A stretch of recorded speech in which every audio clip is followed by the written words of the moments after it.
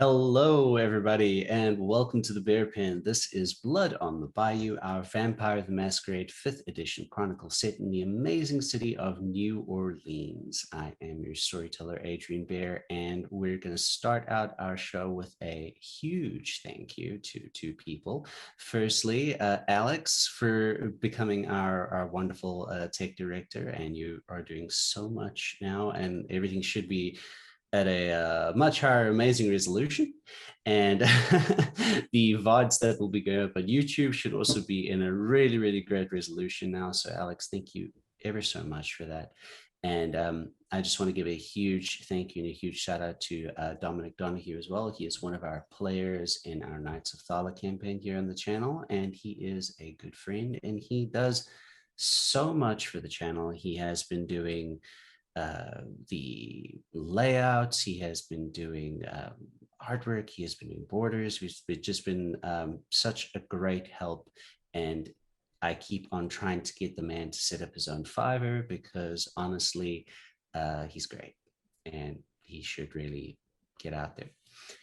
Before we introduce our wonderful players, I want to say you'll probably be seeing on screen now that we have a partnership with an amazing seller on Etsy. And the partnership is thanks to two of our amazing coterie members. First of all, Cassidy and Ari as well, because they both told me that, hey, they buy amazing Vampire the Masquerade themed and other themed things and goodies from this fantastic store.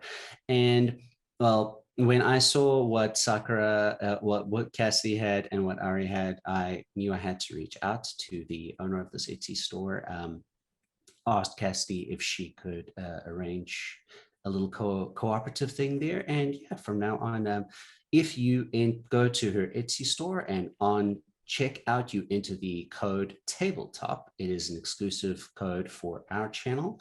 You will actually get a discount on your purchase. So in keeping with that theme, so that they can introduce themselves and show off some of the amazing products from Aesthetic Cult, we're going to start with Sakura first this evening. Cassie, why don't you go ahead and introduce yourself, plug any socials that you want, and show people the amazing merch that comes from Aesthetic. So I am Cassidy. I'm playing Sakura. My Twitter is awkwardcassidy_, and I love aesthetical. I had this commissioned. It is a Sakura Toreador pendant, and then I also purchased these lapel pins, earrings. I got other lapel pins and earrings, and they're just so like another close up of this. It's so pretty. It's got little cherry blossom inclusions. And it's so perfect for Sakura. And they were so easy to work with. And I love their stuff so much. It is honestly, it's really great. I love it too. Next up, the amazing Ari. Hi, my name's Ari. I also happened to find the store the exact same time Sakura did. Everybody knows I'm a La Sombre main, mostly. I bought this, got myself a little Sabat necklace, and then had to go back and get this gorgeous Toreador necklace. So pretty. Seriously, go check them out. It's great stuff. And Ari is also appearing in other places on the internet. Am I correct? You're also in a few other things, aren't you? I am. I will be joining the Russellville Files over on my friend Danny's channel at twitch.com/Dakotian, DAKOTAEN. I will be playing FBI agent Margaret Cartwright, starting next Saturday at 11 Central Standard Time, which I'm very excited about. And I also have another project up and coming. I can't talk about it right yet, but we're very excited. That's awesome. And then the man of the hour, our fantastic tech director, Alex. Hey, I'm Alex Hillman. I am a project manager and community manager over at Hunters Entertainment, so you've probably seen me over there on our shows like Rag and Bone, which you can catch every Tuesday night on twitch.tv/Hunters Entertainment. If you want to follow me on social, you can follow me on Twitter at Alex Hillman. Tonight, I will be playing Andre Bassett, who is the absolutely perfectly fine, just a normal Ventru, who's trying to worm his way into political power here in New Orleans, and everything about that's fine. The Katori's been working flawlessly to get this set up. We're not doing anything crazy, and I assure you everything will be just okay. So yeah, it should be a fun session tonight. Indeed. And then next up, I'm going to introduce two people that are also, because I just want to bring this up because it's amazing, in another fantastic show with me, which you can actually catch on Saturdays at 12:30. Kira's gonna have to help me out there. Saturdays at 12:30 PST. Lords of Faerun. Pacific Standard Time. Yeah, DM'd by Elisa Pearl. We had so much fun in session one. So I'm gonna jump over to Kira first. Why don't you get ahead and introduce yourself? Yes, hi, I'm Kara858. As Adrian mentioned, we just recently had our first session for Lords of Faerun. It was such a fantastic time. Had, of course, Adrian and Michaela there.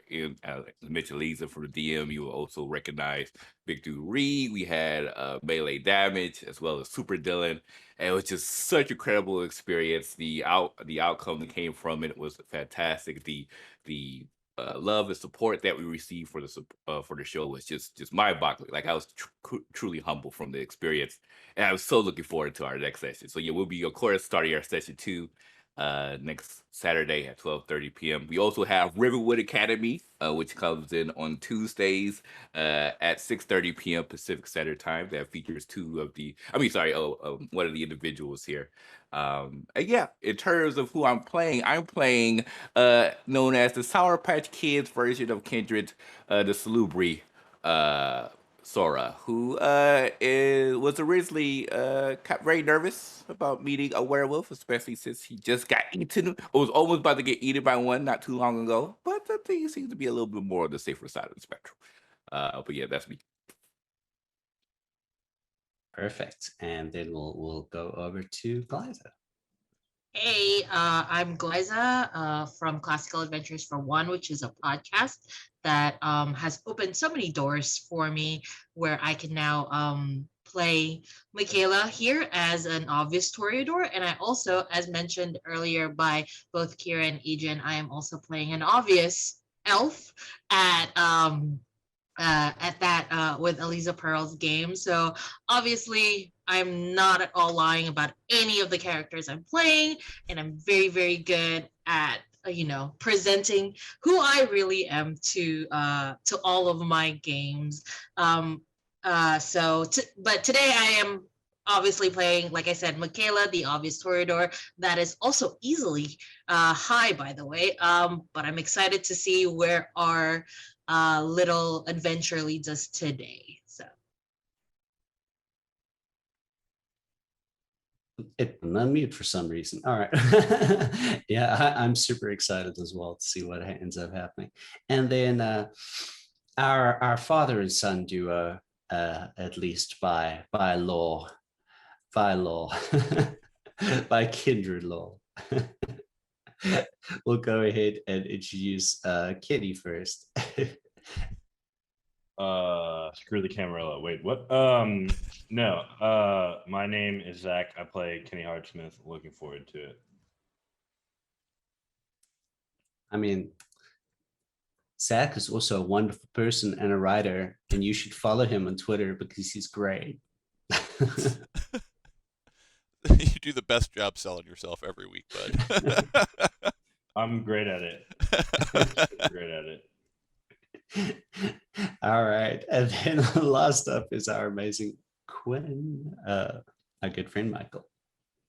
Yeah, I'm Mike. I'm playing Quinn Hamish, the former DARPA scientist on the hunt to destroy his absentee sire.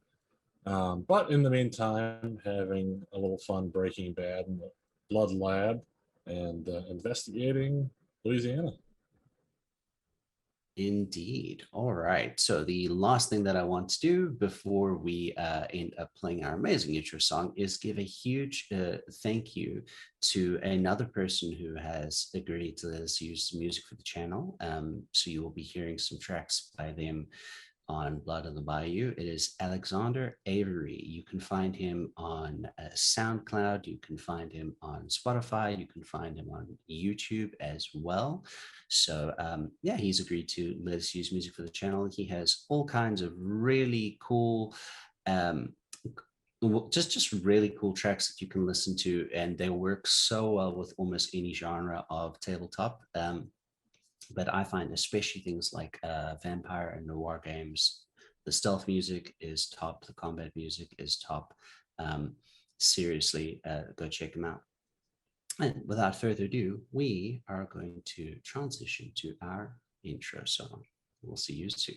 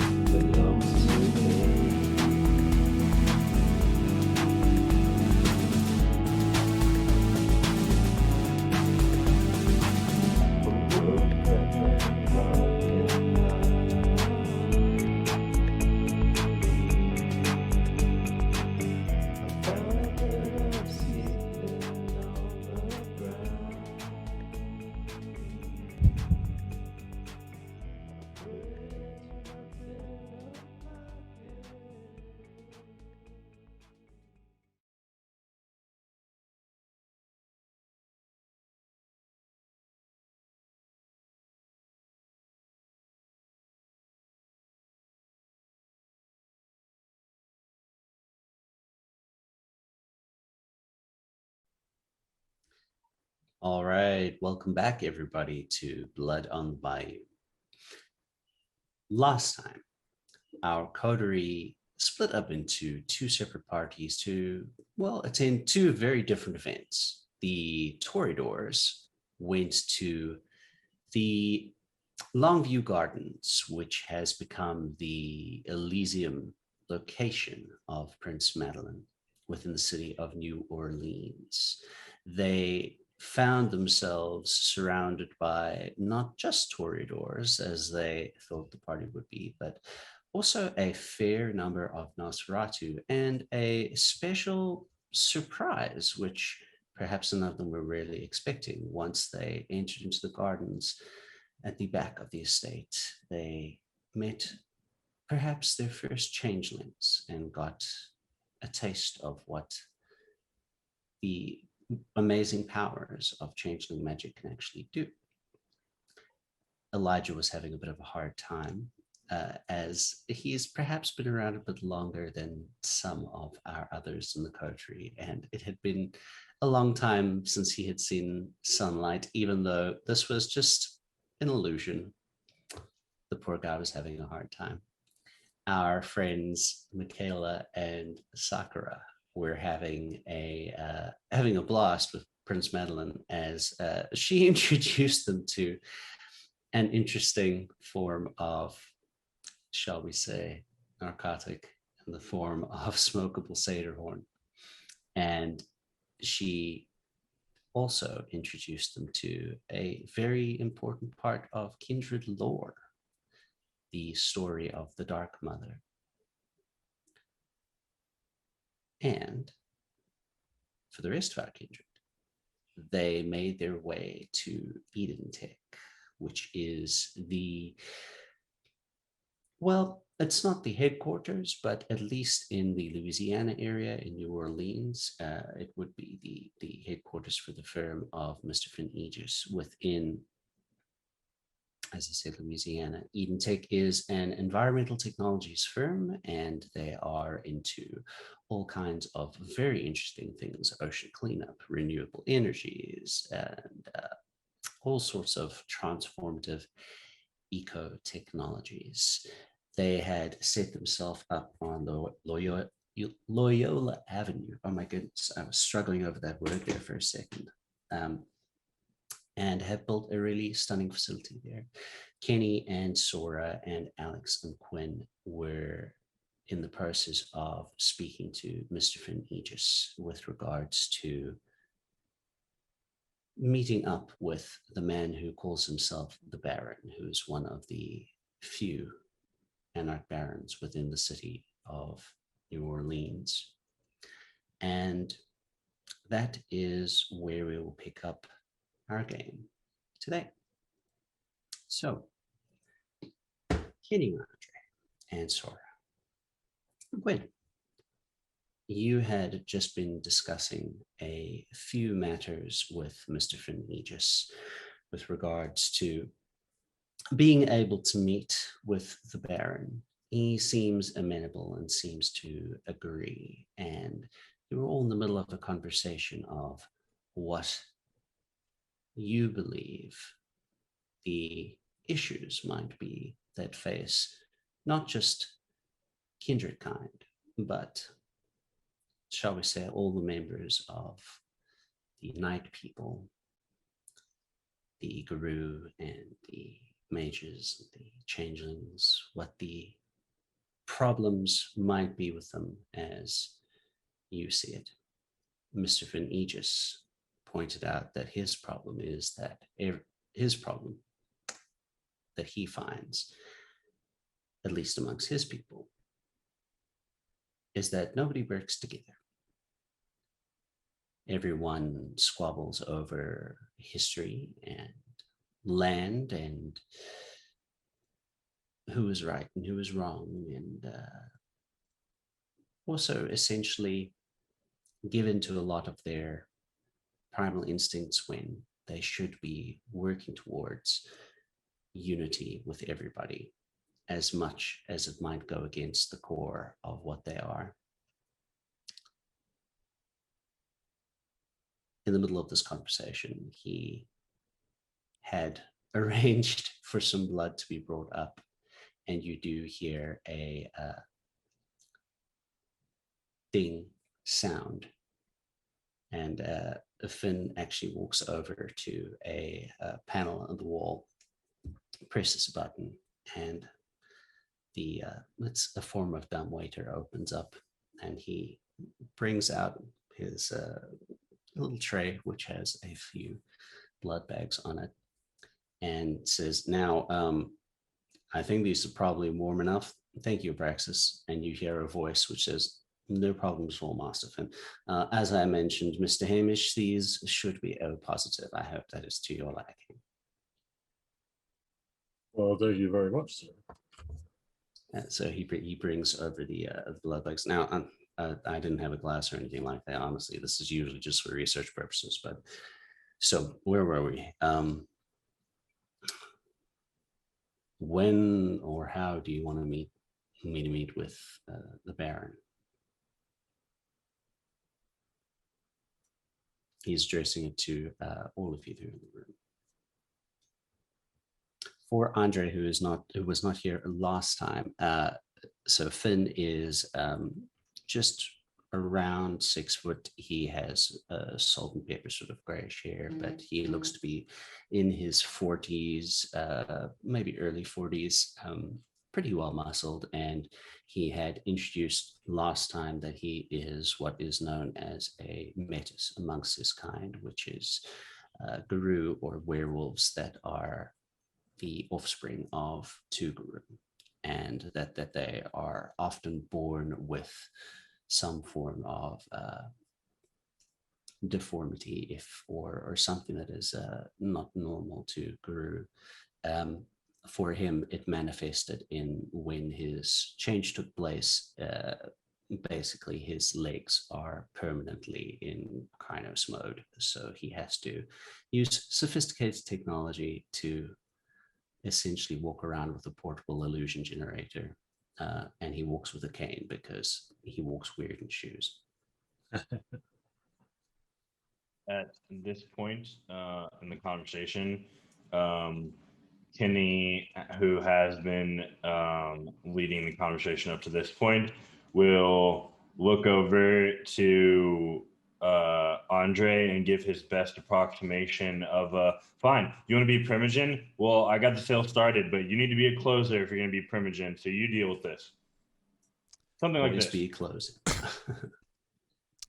Yes. So, in regards to meeting with the Baron directly, what would be preferable at this present juncture would be to arrange a transient communique.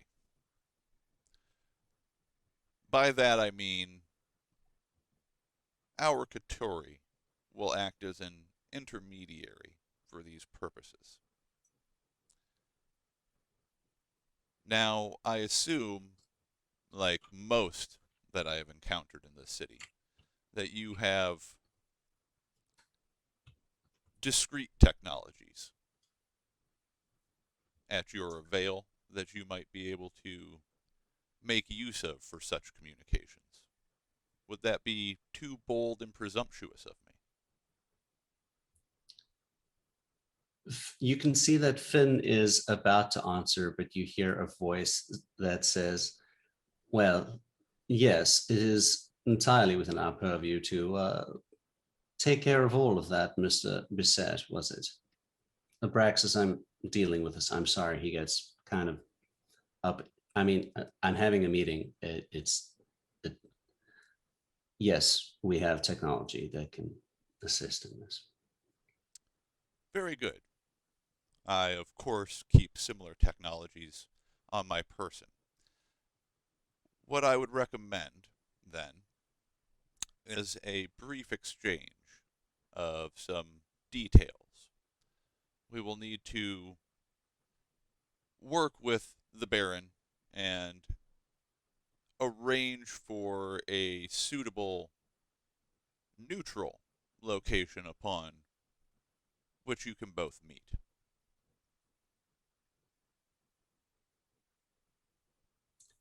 Now, I have a question.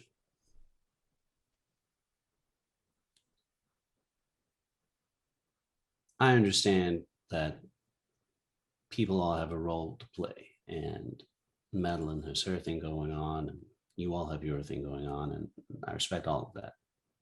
But I am a businessman at heart, and I understand when there is fine print involved. What is preventing me from just going out to the swamp and seeing the man now that he says it's okay?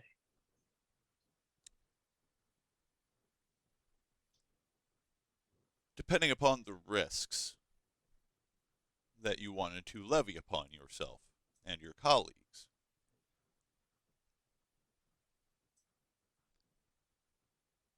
There was werewolves. Indeed. Though I suspect that is less of a problem for one such as yourself. However, I would be remiss to think that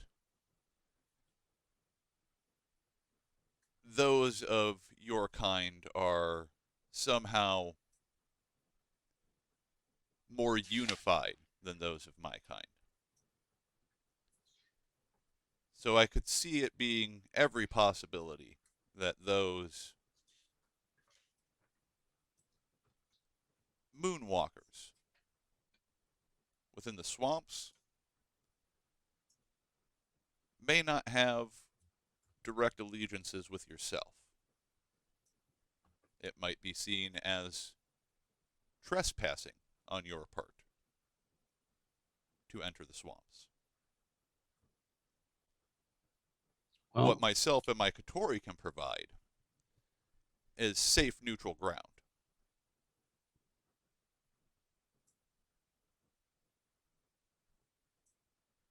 A storyteller question Shoot. for you, Alex. The way that Andre is presenting his case, are there any falsehoods in how he is and what he's saying? No, he's just not providing the full truth. So, in fairness, um, like he said, they're 100%.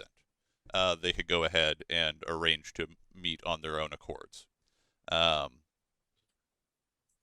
Andre is not lying in regards to saying that he is willing to provide a neutral middle ground in regards to that. What he's not divulging, of course, is because doing so helps him continue the power play that he is attempting to make himself. So, by acting as an intermediary in this situation and forcing himself to be an intermediary, he's going to gain bargaining chips. So, he's simply not providing that information freely, but otherwise is being 100% honest with his intents. Very good. Very good. All right. So, Finn, you can see that Finn is listening very carefully to your words and very intently. And he says, as I mentioned, no, you're not wrong. Our kind is not unified.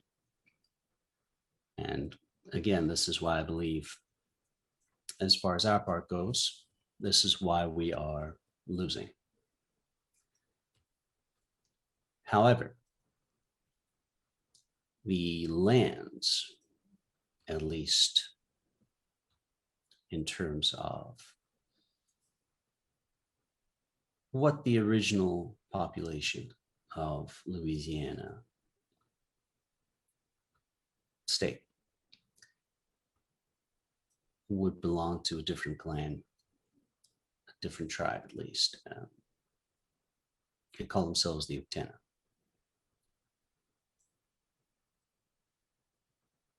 The leader of their tribe within Louisiana has made it known that she's of a like mind, more or less, to myself. Those that are involved in activities against the Baron and his kin are a different sect within that tribe. They're not a small sect, but they are at least united in their rage.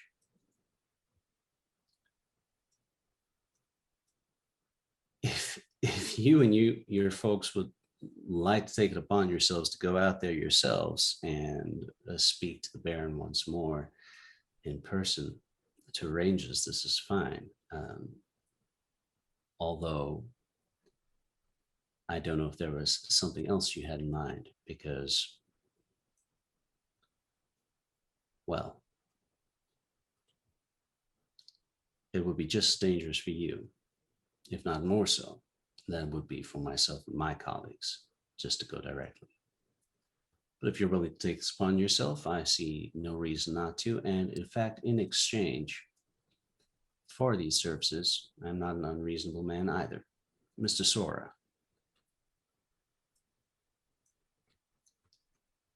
Yes. You had mentioned that you have potential need of technology like I have. Mm-hmm. That's really nice. I will really like to use that too, if you could give me one. That might require a certain degree of trust on your part, because first I would need to know exactly what it is that we are trying to cover up. I mean, for me, it's obvious. It's a newish technology. worked these out maybe 6 months ago. Before that, I was having to walk around hobbling quite a bit in special shoes because uh, it was very annoying. But what would we be trying to cover up? Kind of looks around at the ground for a second, realizing the opportunity that's there, that he might be able to walk out in the streets and not feel as afraid as before, but still feeling that inner conflict of like, should we trust this dude? And then after coming into a consistency, he's going to kind of like holds up his hands and says, "You have to pinky promise you're not going to tell anyone."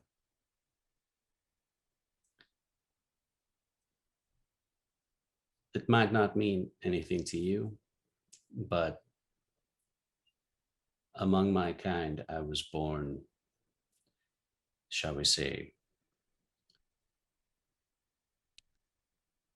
at a certain phase of the moon, which is the truth. We're supposed to keep the law amongst our kind. So you have my promise. I won't tell anybody whatever it is you're wanting to show me. Okay. And so he starts to take off his hood, take off his bandana, the do-rag first, then of course the bandana, and finally slowly peels away the bandage. And as he does, the third eye of course opens up. He says, "I need to hide this. It can't be done with magical means. And if anyone of my kind besides my coterie sees me like this, I would be in big trouble because I'm not really supposed to exist, and supposedly I taste really good. So, You taste real good. that's what I've been told. So, um, so yeah, I want to be able to walk around and feel a little bit more comfortable, but there's really no way to hide it magically. So the only options I have is with like physical means like this. But I'm assuming maybe the technology could put like a hologram, like you see for Star Wars, and they put it all over my face, and then I could be able to go out and be okay. Well, that's what these are. And, Finn, you can see that it changes to look like he's wearing his business suit pants, and then it changes back. That's what these are. Mm. We can try. Do you mind? Would you stand up for a minute? Sure. And he kind of like stands up Okay. with all the items, garments in his hands. Abraxas, could you take his measurements, please? And there is a little round sphere that floats into the room and sort of zooms around your head and zooms around your body for a minute. Doesn't seem to be making any sound really. And then you hear coming through the speakers, "Yes, sir. I believe we can probably have this done within a week." Are you BB-8? Why does everybody assume that? And the little ball just zooms off.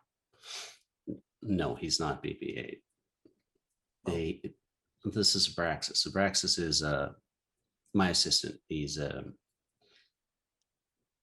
well, he gets kind of busy when I call him AI. I'm smarter than you, sir. My intelligence is not artificial.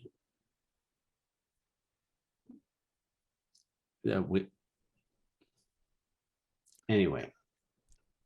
There's literally a genuine smile on his face. You can see Sawyer trying to hold back the smirk, the snickle, because you can see the discomfort. But he had to admit that. He had to admit that was pretty funny. So you just hear One of these days I might. No, it's fine. It's fine. All right. And he raises his eyebrows and says, I'm starting to think it's going to be a little bit safer for you if I wait outside. And he starts walking to the elevator. So Finn does point and he sort of raises an eyebrow and looks at the rest of the party members that are assembled here. Is there any? Nothing of concern. All right, very good. So back to the Baron. How exactly do you want to handle this? Are you going to be heading out there yourselves again, or did you want me to give you something? Because as far as communication, do you need Do you give have him a a cell phone? Do you have a pager or a burner phone? I believe is what the kids on the street call it. I can give you a phone. Very good. I will acquiesce with the Baron and find out when they will be able to participate in a meeting with you on neutral ground. Because I also think that for both parties involved, it would be best for neither to find themselves at a disadvantage. There have historically been tensions between our kinds. And I would hate for either side to view this as some other kind of opportunity. It's an unpopular opinion, but this is what Madeline and I and some others are working towards changing.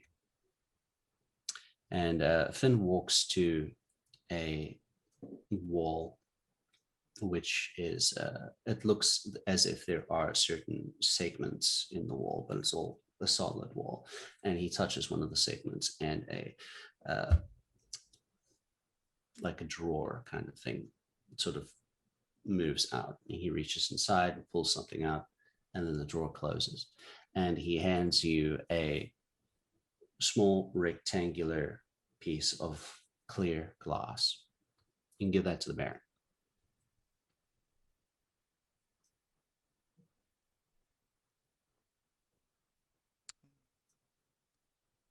Interesting. He'll take it and tuck it inside of his inner vest pocket. Well, Do you have any recommendations on how to be friendly with werewolves so they don't try to attack us?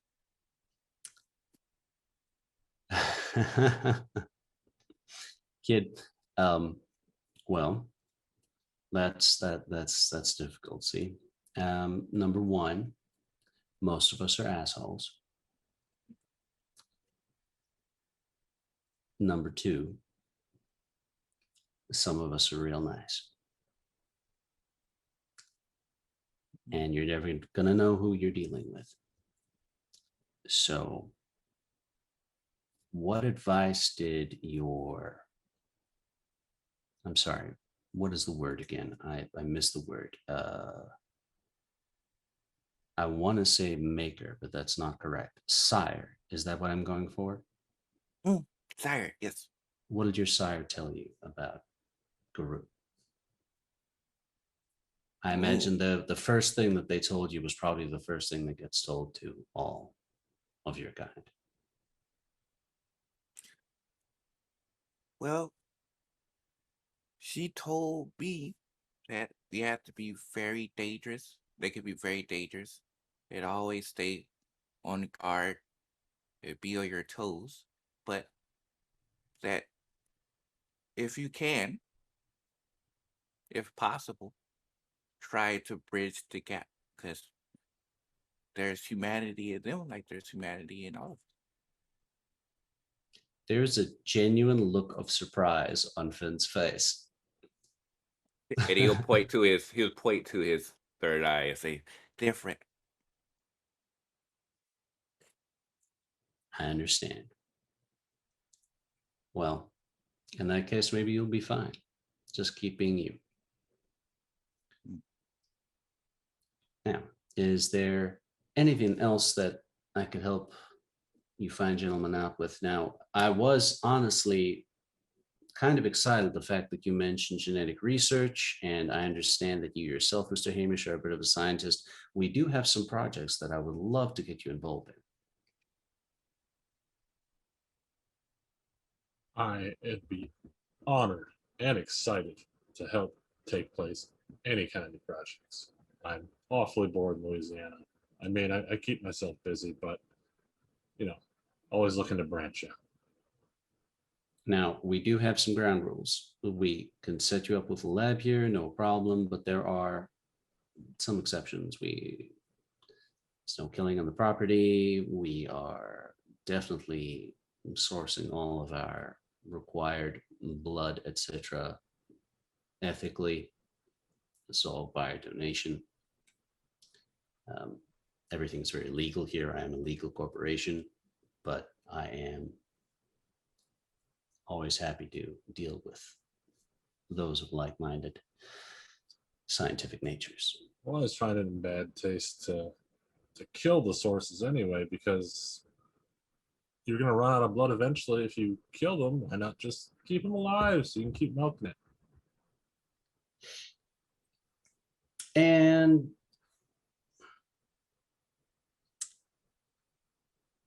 I mean, ethically, of course. You know, voluntarily. We'll workshop the idea. We'll workshop the idea. All right. Well, I have your details, and I look forward to hearing from you all. Wait. Okay, I've been trying really hard not to ask, but I have to ask. Is there a way we can have like a version of Beckett? He seems really cool.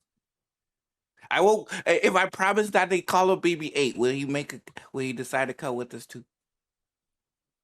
Abraxas? Braxis, yes. Braxis, yeah.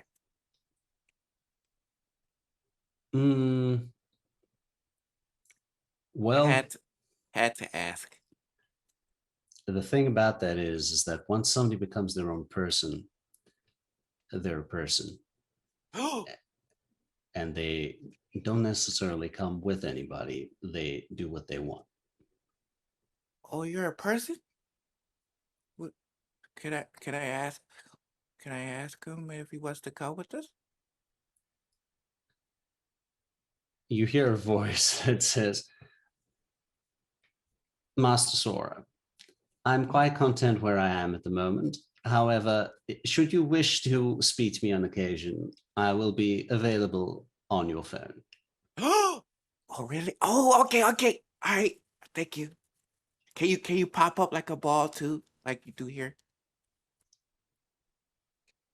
Unfortunately not. Those are units which are installed within the building, specifically within these quarters that Mr. Finn makes use of. You all are really smart. Yes, I am. And Finn love that dude. sort of shakes his head. Another smile. I like the quick smile when he goes back to look at it. I have a few things to attend to. As I said, we will work out some details with, if you're interested, Mr. Bissett, for collaborations here on research, Mr. Hamish, of course. But good evening to you all. Good evening. Pleasure was mine. Thank you. You're really nice. Thank And you. as we step out and start making our way back to the vehicle, after I'm confident that we should be out of earshot of everyone else, probably once we're actually back in the car, Andre is going to look over at Quinn. Mr. Hamish, while the prospects of researching with members of the Garu is fascinating,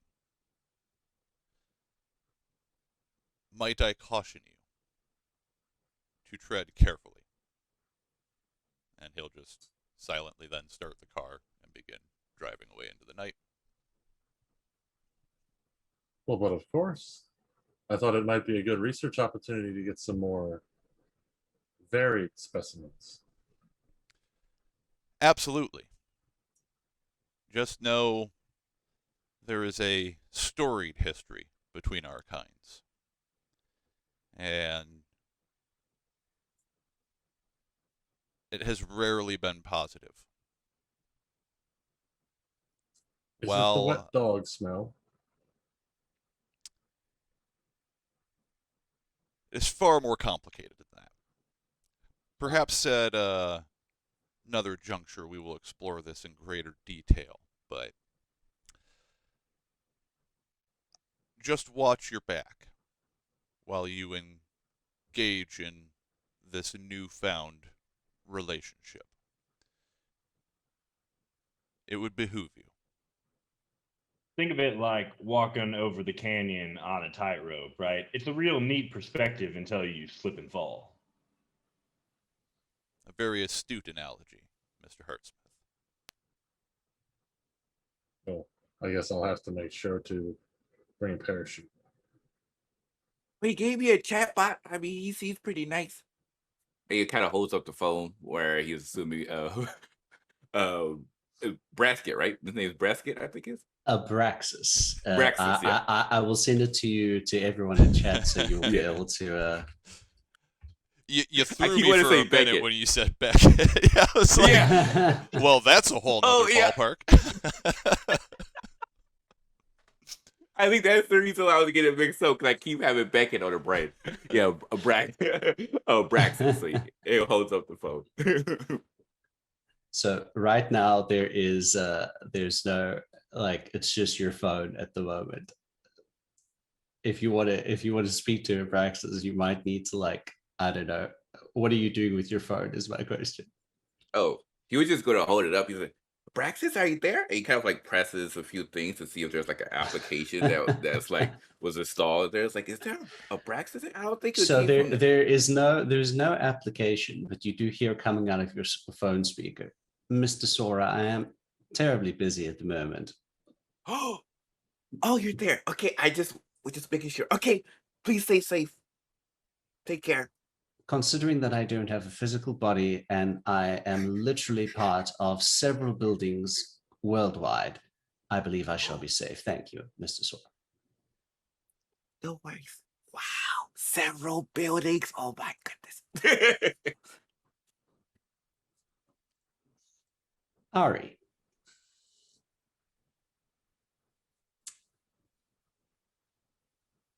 As the rest of the kindred leave the building, oh, I see we've got the three player up there. There's no problem. If we can just have Ari at this point.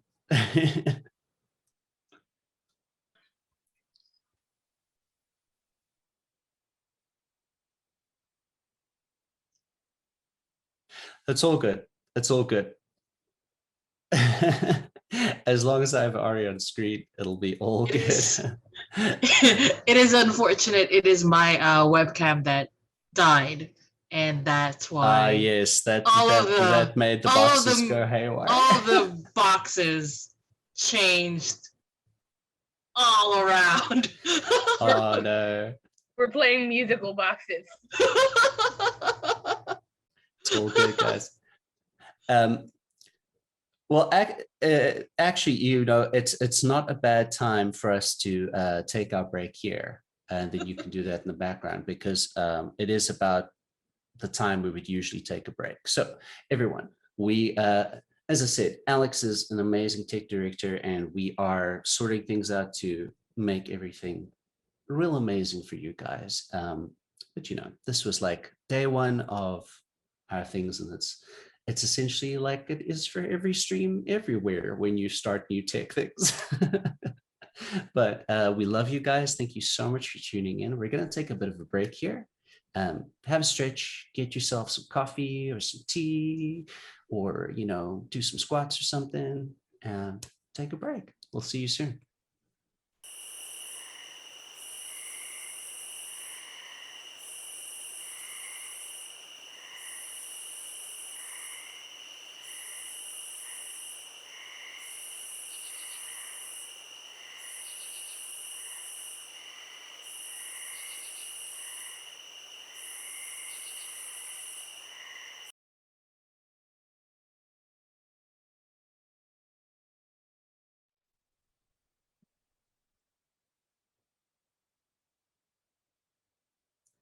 Welcome back, everybody. Thank you for joining us off to the break there on Blood on the Bayou, Chapter 7. At the offices of Eden Tech, the four kindred have just left the premises, and as the elevator descends to let them leave, Finn Aegis is leaning against the counter and speaks out into another room. So what was your impression there, Shuck?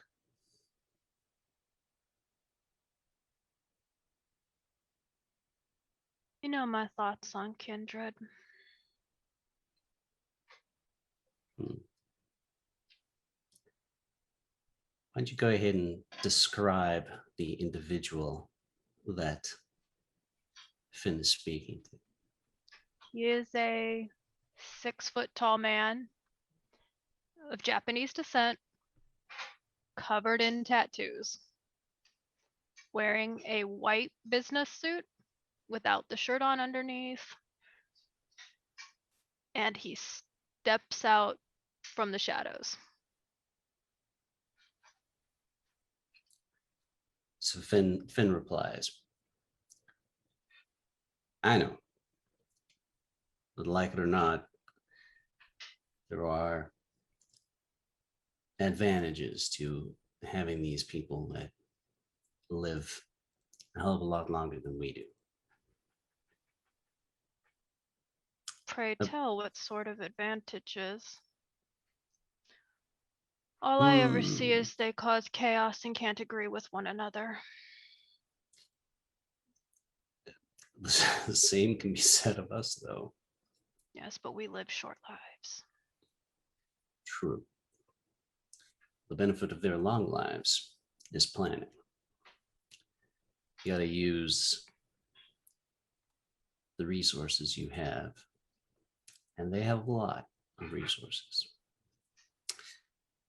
Abraxas, and you hear a voice come out of the speakers that are ever present in the room. Yes, Master Finn. So did you get a good look at our friends? Yes, Master Finn, I believe I can accurately calculate their relative clans, as it were. Well, do enlighten us. Our young friend with the 3 eyes is, as he mentioned, not supposed to exist anymore, I believe. It's what is known as a salubre. The young man who decided to leave earlier is what is known as a La Sombra, and to be honest, I'm quite happy he did leave because I was getting a migraine. Finn looks at Hisoka. I mean, I don't need the sass. What about the other?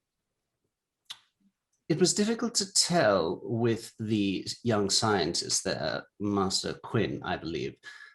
I believe he is what they refer to as a thin blood. If you could see air quotes, there would be air quotes when he was speaking. And then the last person that says, and Mr. Bissett. Oh, Mr. Bissett does not exist, sir. What do you mean? Well, I happen to do background checks on all our friends as well. I believe your Mr. Bissett is actually a cover. I have not entirely discovered who he is just yet. It's taking a little bit longer than I anticipated. But as far as it goes, he is what is known as a Tsunichi.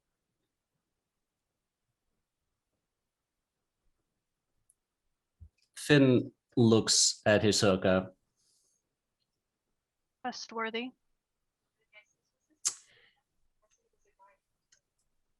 Yes. Very trustworthy.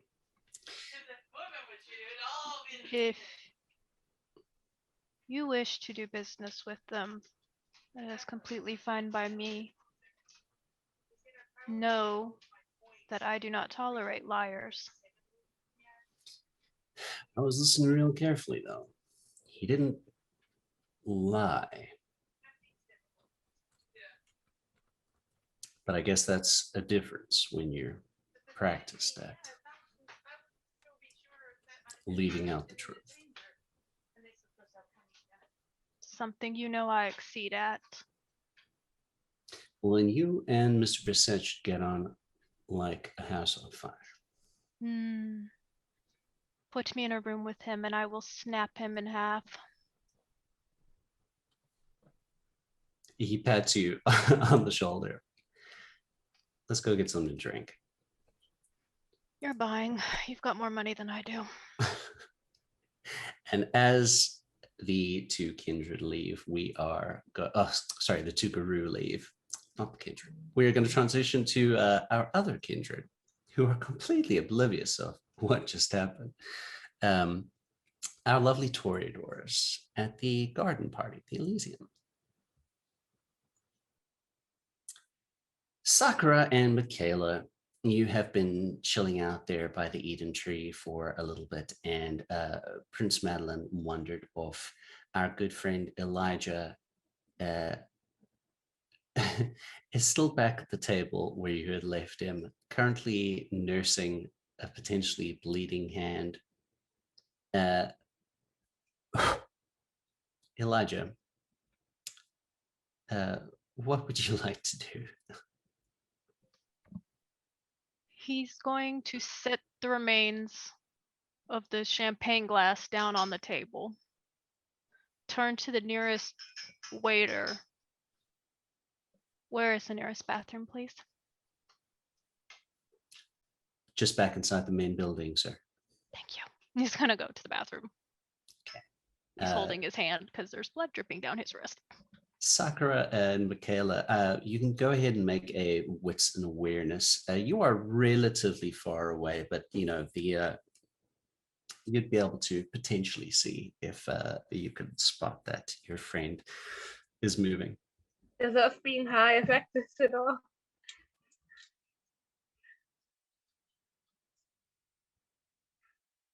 It's going to affect it in the following ways. You will act as if you have heightened senses on, and you can't turn it off for the remainder of the evening. And it's all senses, so you can add like everything is much more, like everything feels much better, everything looks just boom. But you know, if a car was backfiring next to you, it wouldn't be exactly enjoyable. I got 4 successes for the wits and awareness roll. Okay. I got 3, but are we adding it like it's You can, you can okay. add it like it's heightened senses if you have it. So you can roll those dice. 4. Dang it, I only have sense the unseen. 4.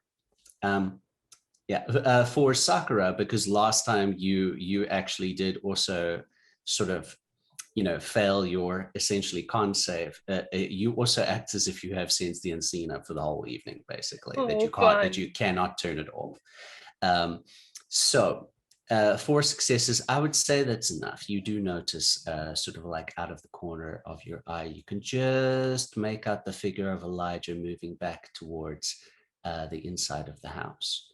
And Elijah, as you step out of the fake sunlight and back into the house, your clothes again revert to what they were when you came into the the party in the first place. You're no longer wearing your Greco-Roman-esque type outfit and gladiator sandals.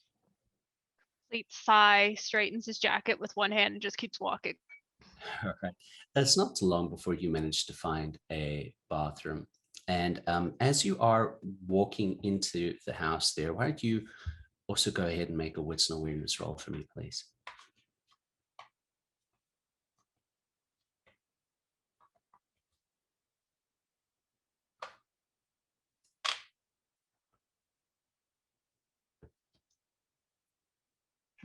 Two.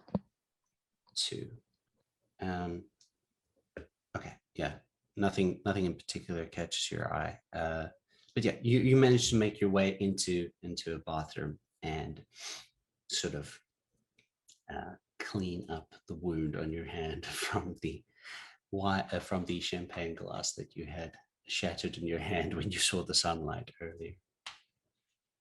He totally does push open every bathroom stall before he washes his hand. Just like, Checking if there are poopers. Yeah, he's just like, get out. You're in here. I don't want any kindred in here. These bathrooms are, I don't believe, the kind that would house stalls. It's more like it is sort of like a singular, wash basin and toilet and all that type of stuff that you would find, because the house is quite old. Locks it. Okay. All right. Sakura and Michaela, what would you like to do? Sakura is staring at this tree, thinking about where she is, and comes to a realization that there are Nosferatu here. And she has a Nosferatu baby who wanted to come to the gardens. So she is going to go find Madeline and try and ask if she can bring her son. All right. We'll keep your 4 on the wits and awareness from earlier. And because you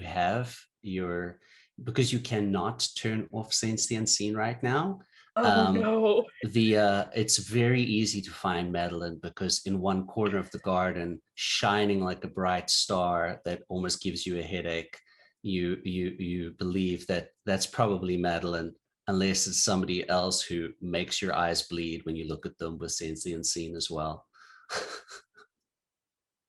Fun. She doesn't want to approach because that sucks, but also wants to be polite.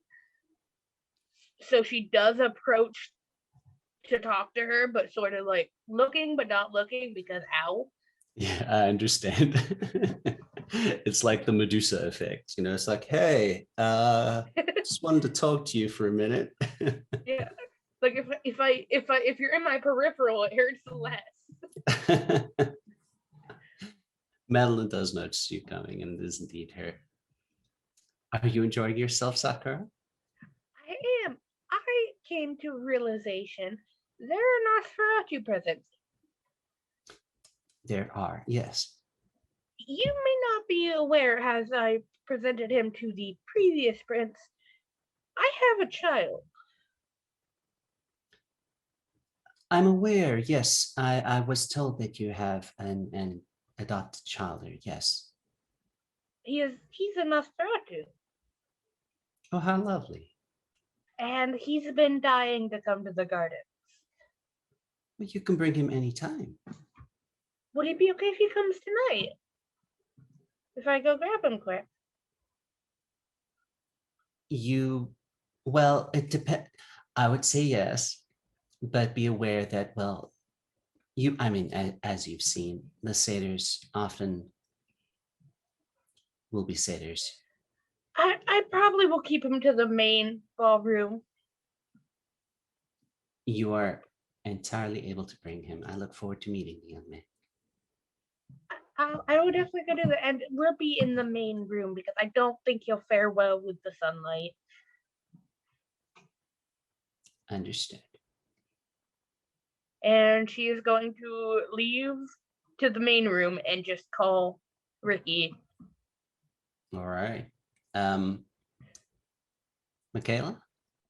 Michaela is doing the same thing that Michaela would do when she's high, just giggling at every little thing. And then she notices like Sakura going out back into the main hall, Elijah also going back into the main hall, and she feels a little bit of panic high that she's gonna be alone. So she stands up and sort of runs towards the main room because she is, afraid, and she has no example to follow, and giggling does not seem to be the right thing to be doing right now when she is alone. So she's now paranoid, basically. Understood. Michaela, you are making your way back into the house, and Sakura and Michaela would both notice the same thing that Elijah did the moment you crossed the threshold back into the main space. Your clothes revert to what they were when you came. You were no longer wearing those sort of Grecian type outfits. Elijah, you are in the bathroom and you've locked the door. The bleeding did stop because you were no longer doing that on the wound. Let's see if your composure returns there quick. You can just make a resolve and composure roll for me there, just to see if you are. If I want you to know how little dice this is. He got 1 success. 1 success. So it's definitely enough that, again, you've stopped clenching that hand. You're maybe not quite ready to leave the bathroom quite yet, but you stop clenching your hand and you're giving yourself a breather, which is an interesting thing. A breather for someone who doesn't breathe. He's just talking under his breath, trying to get himself calmed down. Yeah, and 1 is still a success. So you're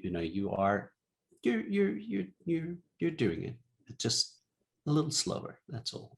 Kind of pulling out his phone to check to see if the others had text. Yeah. Well, we are gonna pop to Sakura for a second there, quick. Sakura, you call the house and you're calling Ricky. I'm calling Ricky's cell phone. Okay, so the phone is ringing and you pick it up, but it rings for much longer than you'd expect it to normally ring. And you're not sure if it's because you're high or if it's because, maybe Ricky left it somewhere. You're not really sure in this state that you are. Is it taking longer than normal, or am I just high?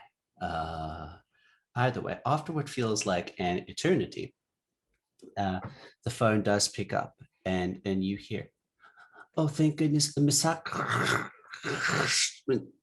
are you coming home? Something's not right." Runs to the bathroom where she saw Elijah. Immediately does not knock, just opens door if it's locked. Just like knock, knock, knock, like Elijah.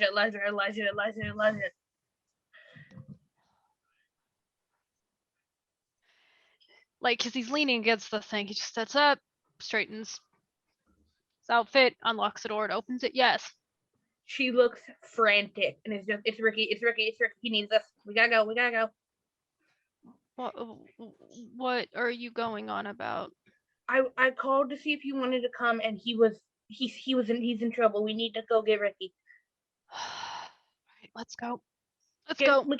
Where's Michaela? I was gonna say, did we see Michaela? Was telling Sakura. I think you're muted, Okay. Liza. Michaela's probably giggling in a corner because as soon as she sees them both, she's just like, "I'm safe," and just giggling in a corner. So go acquire Michaela. Elijah's one-handed texting the others, being like, "Something's wrong at the house." Oh yeah, Sakura would have texted everyone too, like it's Ricky, help. The four of you, as you've basically just gotten into the car and are getting ready to exit the car park, you do get that message on your phones. Andre will quick pull up the phone and check the message, roll his eyes slightly, and pick up the pace on the way back to the communal haven. All right. Through the magic of Driving editing. so fast for it. Click, click, click, tap, tap. Oh, okay. Got it. Sorry, this phone's kind of slow. Understand. Look at those good old 3310s. In the hands So you have of to Lasombra. type multiple times.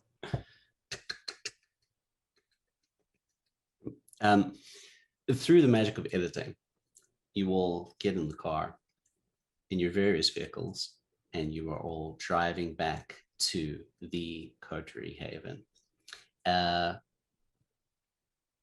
Elijah's car is a lot faster. He also drives it like a speed demon. So they for sure arrive first, but you guys do not arrive much long Storyteller? after because, yes. I propose a roll for cops on Elijah. A roll for cops. Oh my goodness. Roll for cops, sure.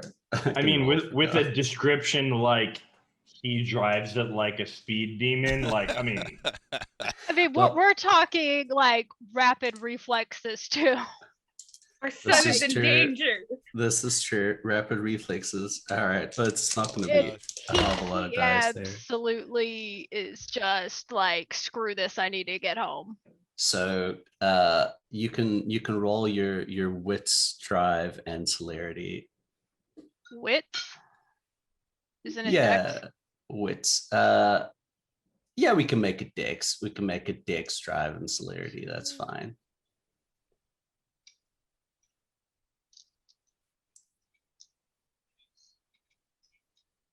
Cool. Because even though Loyola Park is quite a bit closer to the Coterie Haven, Elijah and them are driving like a McLaren or something. So I'm spending a willpower, gonna make this a little better. Sure. Hopefully. You don't get to tell me my son's in danger and expect us to not just book it. Yeah, I mean, like it's cops want to see where you're going, but they only rolled it 2. So yeah, there you have it, folks. You can outrun the radio. You just need a McLaren and a celerity. that's all you need, guys. That's all you need. Super A He McLaren heard and Ricky's in celerity, and danger. you'll be He does fine. not give an absolute Yeah. 2 things. He was Three- like, if I see a police officer try to stop me, I'll eat him when I get back to the house. 3 terrified Toreador in a car. What did you expect? All right, you make an expert drifting parallel park onto the by the sidewalk near your house. It's great, and you, Andre and Kenny and Quinn and Sora, you arrive in was it the Prius? You went in the Prius, correct? I got a. Yeah, we take somebody else's car. If it's mine, it's a Toyota Corolla. Yeah. Because we drove there, I think we were driving the Prius. I think so. I think yeah. you're in Sora's car. Yeah. I thought we took the 2003 Honda Civic. Oh yeah, the Honda Civic. Yeah. Well, either way, Yeah. you arrive in that vehicle. The other ones, And I'm you- sure, are parked at the Haven. So. And you see that that Sakura and Elijah and Michaela are already out of the car and basically going up to the door. Now, Elijah grabbed the handgun from his glove box and the knife he keeps under his driver's chair. very good. And Sakura is racing. Sakura, as you were still under these effects, even with the because you did fail that con save, even with the adrenaline, or it wouldn't be adrenaline necessarily for kindred, but still you do have those, those fight or flight type things which are running through you, even with that running through your undead physiology. You have not shaken the effects yet.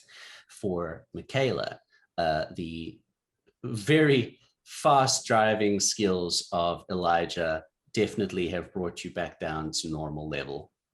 So you are back at normal. You're back at normal now. I've been scared sober. Basically. But for Sakura, the first thing that you notice when you guys come up to the house is that to your eyes, the entire outside of the house almost looks gray, like absolutely gray. And you also notice, because you cannot turn off heightened senses at the moment, and you can feel everything very acutely, that the closer you start getting towards the house, the colder and colder it becomes. Kenny,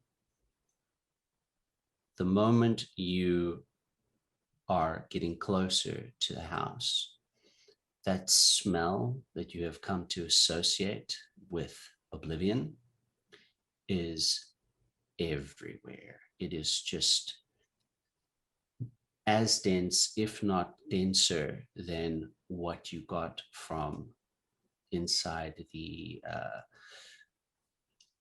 room that the Baron was occupying and had set up his specific altars, etc.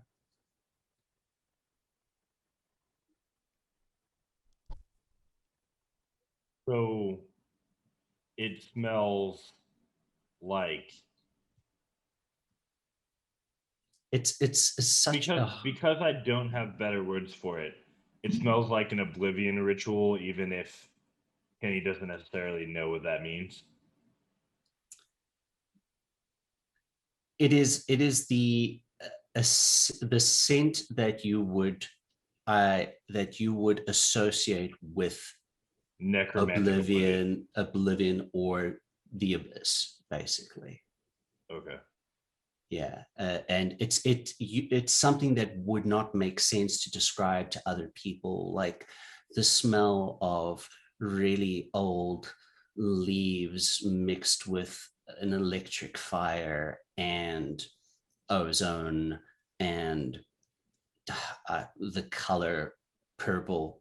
It's nothing you could put words to other people, but the best thing you could say is, yeah, it smells like oblivion here.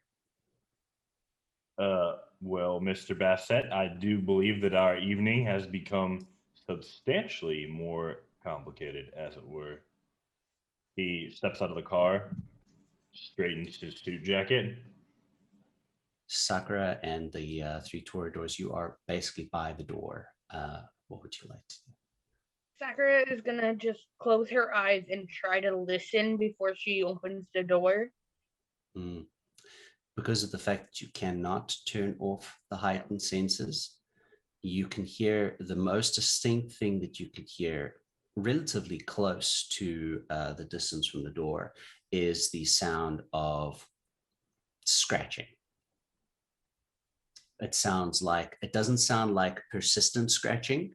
It sounds as if someone has got an implement and is like using it to scratch things slowly.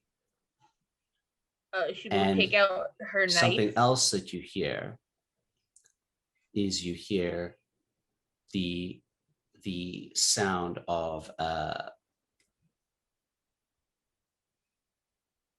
dog growling, and you hear the sound of a cougar busy sort of like doing an angry sort of snarling sound as well.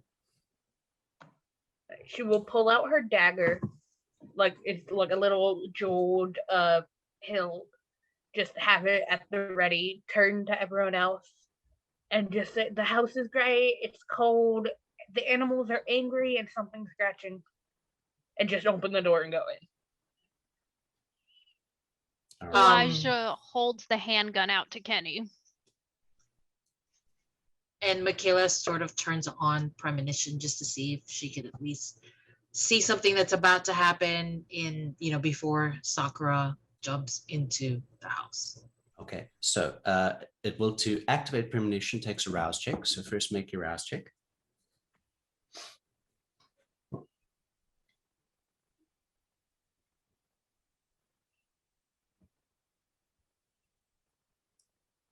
Quinn's going to. It is a success. Excellent. I believe it's wits and auspex. Give me 1 second. I used to roll this all the time. I have Wits it and down as Auspex. I have it down as resolve in all specs. Thank you. Yeah. When Just check my own specs here. And that is 3 successes. 3 successes. All right. Let's go to that first. Michaela, you are wanting to get a sense of what might happen, and you will yourself to activate a premonition. Your sight drifts to a different place. It looks as if you are in a very old settlement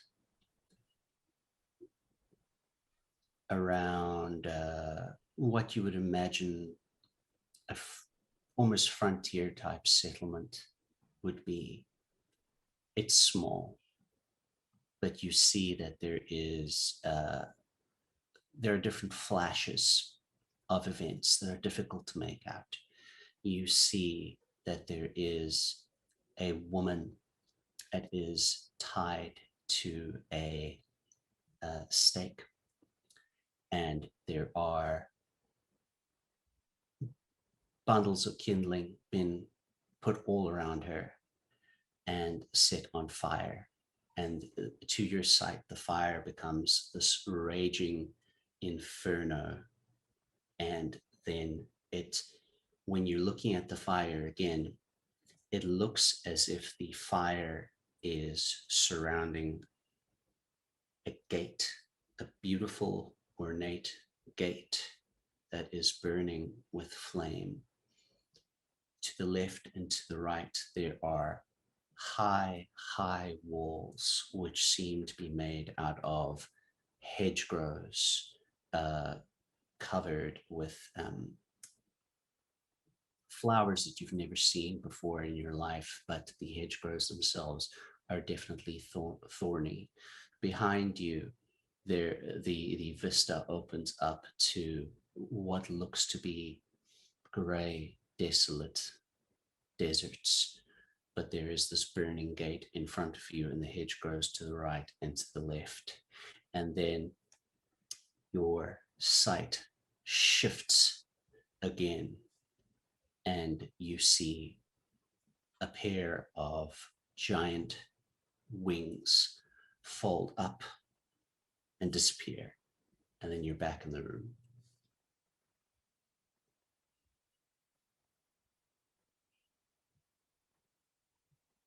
So that's a lot to take in for Michaela. So she just sort of holds her head for a little bit. And I quickly tell like whoever is nearby that I told them that, hey, I try to see what's about to happen, and I see this witch. She's tied to a stake, and there's fire, and then suddenly there's a big gate, and there's a desert, and suddenly giant wings, and they're just up and disappear. I don't know what that means. I don't know how it's related to what's happening right now with Ricky, but that is what I've seen when I did this. That's what I tell everybody. Kenny, as Elijah offers him the gun, Kenny just shakes his head and pulls out his gun, and then he activates prowess, aims down the sight, and with the proficiency of someone who looks like they've been asked to professionally aim down a sight and then kick down a door multiple times, slams his leg into the door with prowess. I think Sakura already opened the door. Sakura had just Did she? swung it open and charged. Yeah. Sakura had just swung Okay. it open and charged it. So then he'll start moving in like while aiming down his sight. Excellent. As Michaela tells everybody about this premonition, and Sakura has pushed open the door and is rushing in, and Kenny is following behind. Sakura and everyone, to everyone, it's very noticeable now that the house is so cold. If you had breath, it would be coming out in those wisps that you have in winter when the moisture that is in being expelled from your lungs sort of freezes in the air just a little bit. But you do not breathe, so that effect is not happening. But if you were breathing, that would be happening. Sakura, you rush in through the main hall, and to your eyes, the wallpaper is different. The carpeting on the floor is different. The light fixtures are different. Everything is very, very old-fashioned and very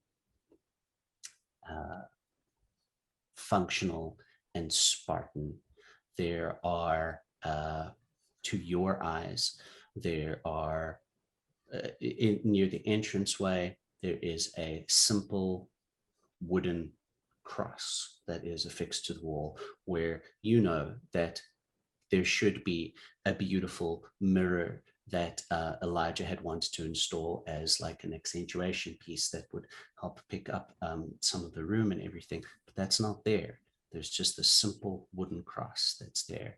You come into the room, and to everyone's eyes, not just Sakura's. So Sakura is the one who is seeing the house as different, but to everybody's eyes, what you see is that the living room appears to be covered in blood. You do not smell blood, except Sakura. Sakura does smell blood, but it appears as if it is covered in blood. On the ground, there appear to be the hacked up, dismembered body of a man. There also appears to be a woman who has been pinned to a wall with a large iron poker. You see that Sheila is near one wall that is that would be the wall that would, behind that wall would be the staircase that goes up to the next level, but in this room it's the wall, right? And you see that she is just scratching with a bloody covered knife the words into the wall again and again: unclean, unclean, unclean. She is just writing that again and again. And Sakura, to your eyes, the bodies that are on the floor are very visible and clearly there. To everyone else's eyes, the bodies are on the floor, that the blood that is on the floor, they sort of waver in and out of existence every now and then. I need everyone to make a wits and awareness roll for me, please. To clarify real quick, were people going in the front door or the back door of the communal haven? Front door. Okay. So as people were going in, Andre actually hasn't stepped into the house. Okay. And he probably put a hand on Sora's shoulder, as Sora would have been moving towards the house, and stopped them and motioned for them to go around to the back. He nods. and would wait, would you be going down the back as well, or Yeah, me? yeah. Okay. Andre's going with All him. right. Okay, so he nods, and he will follow suit. Just to clarify, when we left the location, he would have rebandaged all of the items, so he's not like, you know, I don't know. I figured Okay. that he wouldn't step out of the car in the middle of the street with 3 eyes. Yeah. Yeah. We got a GM One that gives night, us the one benefit night of of the the doubt. year. One night of the year you can get away with that, but it's not October 31st. I was saying, like, is that Halloween? I was like, okay, never mind. I don't get that Sora guy. He always wears the same outfit every Halloween. I mean, like, we get it. You like aliens with 3 eyes, but it's anyway. Back to the serious business. Yeah. So we'll jump to Andre and Sora, then coming to the back of the house. You do come to the back entrance, and again, it's very noticeable to both of you at this point in time that the area is super, super cold. Is this anything that Andre would be familiar with since, and we'll go ahead and put it out there for the audience now at this point, because we kind of alluded to it. Considering his background as a Sabbat defector, and the fact that his pack previously consisted of 2 different Lasombra members, has he encountered this type of oblivion before in his past?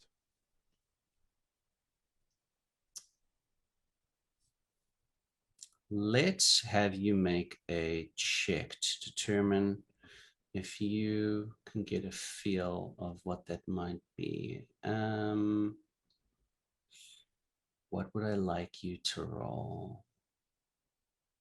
I wish there was something specifically along the lines of, well, I guess academics does kind of fall into that role, but what we're going to go with is Cult could work too. we'll make it occult and intelligence.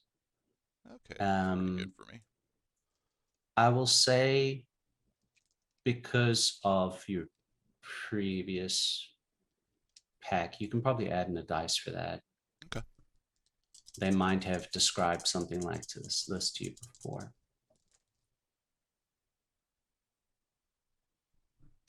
Well, let's go ahead and blow willpower on that. Why don't we? That was a terrible result for as many dice as I have. Okay, 4 successes. 4 successes. 4 successes is not bad. 4 successes is not bad. I feel that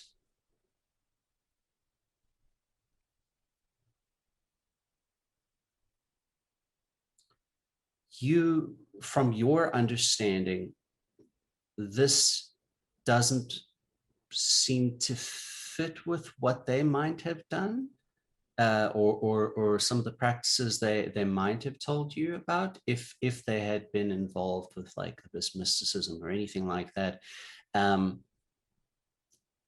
But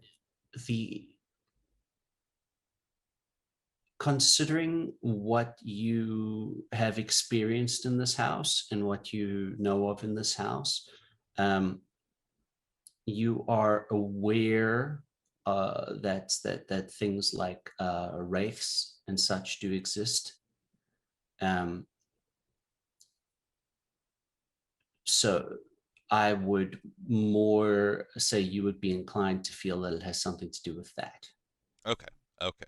That will certainly dictate how he approaches the situation. Okay. So with that in mind, he's probably at least a little bit more confident about this situation. He'll go ahead and kind of take the point position with Sora and actually go ahead and step into the back door first and proceed into the house from the back.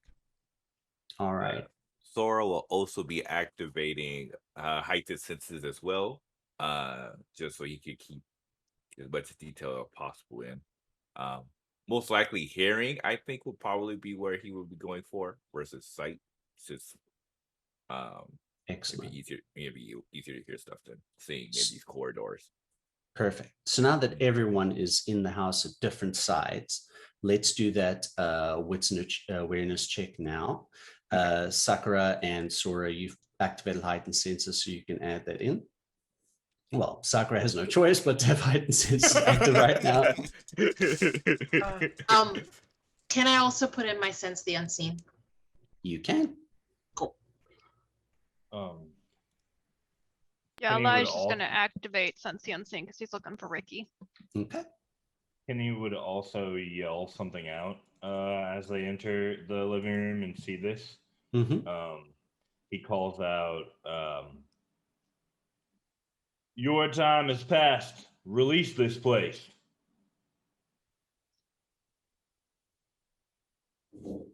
You 5 successes for Andre. 3 successes. with the spent willpower. Okay. I suppose I should be 5 successes with a critical in there. Okay. 3, 5 with the crit. 7 successes. With 2 crits. Nice. Very nice. And how about Quinn there for your wits and awareness? Yeah, 2 successes. 2 successes. Elijah? 2. Okay. And So Sora's a 5. okay. I have a All 3. Okay. So with the wits and awareness roll for like the perception check, generally speaking, Andre and Sora and those that also have like the 5 there and the 7, you would hear the sounds of the scratching for sure. You also hear the sounds that closer up to where you would be able to triangulate, because those are such nice successes, where near where Sora's room would be, which is not too far from where Ricky's room is. You can definitely hear the sounds of the cougar and the dog busy growling. Lagatha and I named Bernard. There we go. Lagatha and Bernard. You can hear their sounds. You also hear Michaela, because you rolled a 7, 2 crits there, and I guess we can also say for Andre because you got the crit there. You can also hear the sound of Ricky sort of like whispering and in fear, the words like, just go away, leave her alone, go away, please leave her alone, go away. And Michaela, you, with your sense the unseen up as well, it is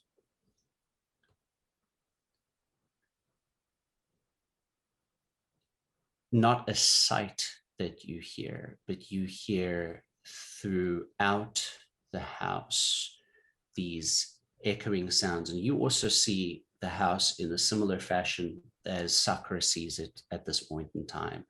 The texture of the floors again has changed. The decorations have changed. Everything looks very, very, very old-fashioned, very like Spartan sort of fastidious religious household, olden times kind of decorations, basically. Everything must be simple, easy, not too many decorations. This is functional, all that type of stuff. But you also, Michaela, hear the sounds of a woman's voice, which is saying, "You're just like that girl. You're filled with the devil, and I will teach her. I will teach her. Come, child."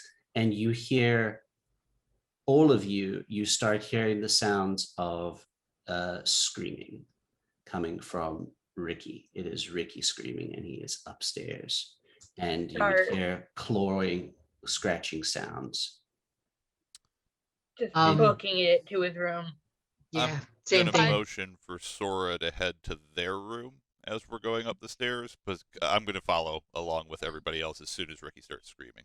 But I am gonna motion for Sora to go check on the animals and make sure that they are okay. Kenny, when you said what you said, you saw that,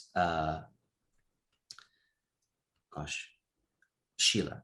You saw Sheila sort of stops with her scratching on the walls, and she does turn her face to yours, and you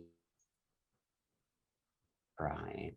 She is just crying and crying, and then she goes back to scratching on the walls. Sakura and the rest, you are running upstairs, and all the rest of you are running upstairs and making your way upstairs. And I forgot to play the music. I really wish I had started the music to make the scene more intense. Start it up now. Next time. It's all good. And Sora, just to clarify, Sora would have went to his room as Audrey stated to check on the animals. The animals. Yes. I mean, to be We'll fair, set the my turkey. guess is that they're just freaking out because of all the supernatural crap happening right now. Yeah. So But here's the thing. As you get closer upstairs, you can actually hear that your animals, who are by no means not brave or hardy, because they are Gould as well, they are making sounds of terrified, absolute fear.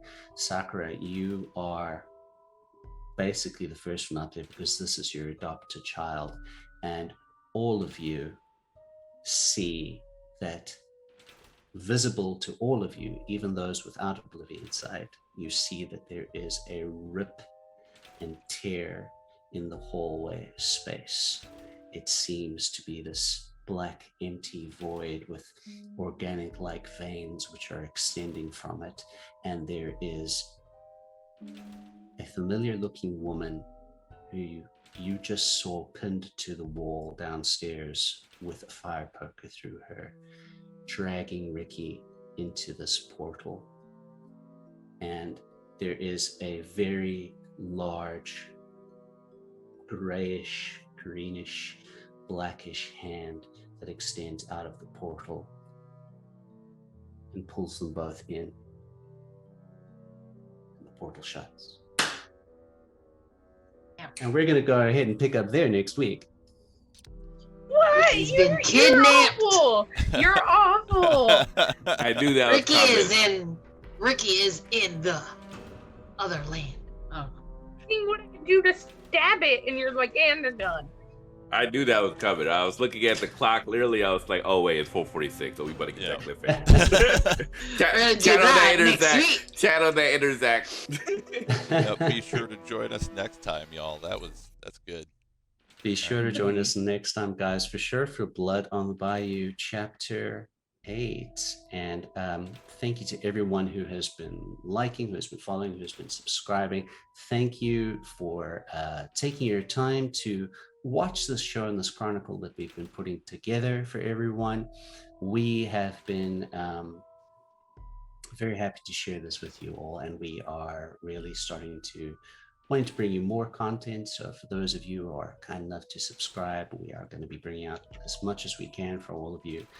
We have a new project which is coming out in July. We're doing a mini series of City of Mist. So with D'Artagnan Mataliano as one of our players. So I'm looking forward to everybody seeing that.